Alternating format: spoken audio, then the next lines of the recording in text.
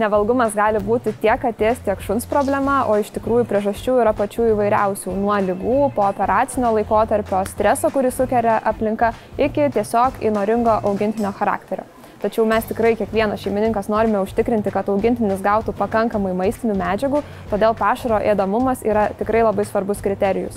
Koks pašaras turėtų būti, kad jį norėtų valgyti augintiniai? Pašaro ėdamumas iš esmės priklauso nuo jo sudėties. Na, pavyzdžiui, jeigu jame yra daug grūdinės kilmės ingredientų arba ankštinių daržovių, tai jos labiau veikia kaip pašaro užpildas ir tiesiog nėra pačio skonio suteikiantis ingredientas. Na, o jeigu pašare yra gausu mėsos arba žuvies, tai jis natūraliai yra kvapnesnis, turi didesnį baltymų kiekį ir tiesiog augintiniui yra skaniau jį valgyti. Na ir tai iš tiesų yra naudinga augintiniui, nes didelis baltymų kiekis prisideda prie geros odos ir kailio būklės, taip pat stiprina organizmą bei užtikrina pakankamą energijos kiekį. Dar vienas ingredientas, kuris gerina pašaro ėdamumą, tai yra kokosų aliejus arba lašišų aliejus, todėl šių ingredientų taip pat vertėtų paieškoti sudėtyje. Tai jie ne tik suteiks pašarui gerą skonį, bet dar ir taip pat užtikrins gerą odos ir kailio būklę.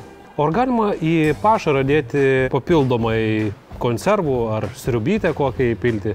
Taip, iš tiesų pašarą galima paskaninti pašaro pagardais, pavyzdžiui, sriubytėmis, tai jas reikėtų užpilti ant įprasto sauso pašaro, leisti šiek tiek pabrinkti, na ir tuomet pašaro skonis dar geriau atsiskleidžia ir pati tekstūra tampa malonesnė augintiniui valgyti. Ar sriubytės tinka jautrų virškinimą turintiems augintiniams?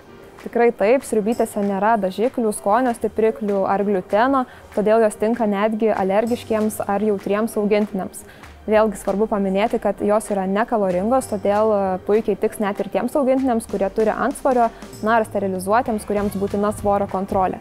Šių sriubyčių sudėtyje rasite žuvies, todėl jose gausu omega-3 ir omega-6 riebalų rūgščių, kurios taip pat suteikia kailiui žvilgesio, o odai elastingumą.